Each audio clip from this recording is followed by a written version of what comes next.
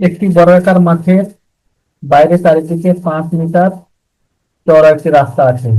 রাস্তার ক্ষেত্রফল 500 বর্গমিটার হলে মাঠের ক্ষেত্রফল কত?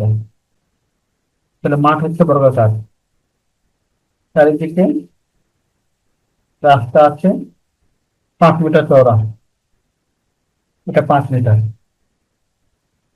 মাঠের ক্ষেত্রফল বের করতে বলা হয়েছে, কিন্তু মাঠের দৈর্ঘ্য দেওয়া নাই। তাহলে আমরা প্রথমে ধরে নিই মাঠের দৈর্ঘ্য এক্স। লিখি ধরি বর্গাকার মাঠের দৈর্ঘ্য সমান 1 মিটার। অতএব বর্গাকার মাঠের ক্ষেত্রফল,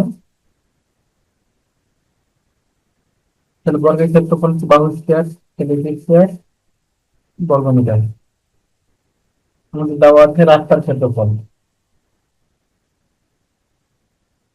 সমান 500 বর্গমিটার। তাহলে মাঠের ক্ষেত্রফল স্কয়ার, রাস্তার ক্ষেত্রফল 500। এখন লিখি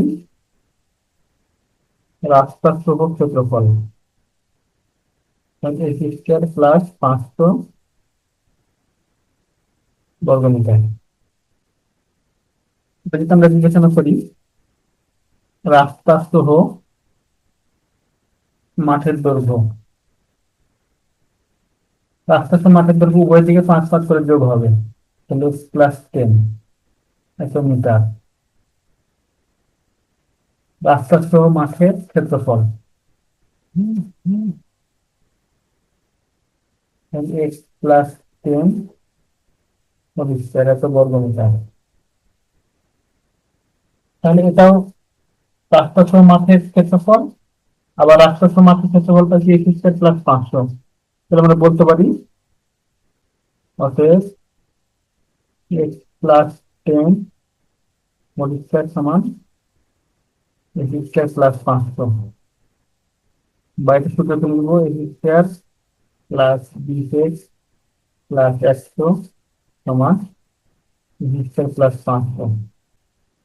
ওই দিকে x2 কাটা, তাহলে থাকে 20x সমান 400, বা x সমান 20 দিকে 400।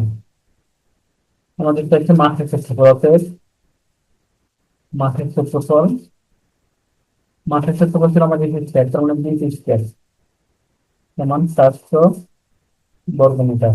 এটা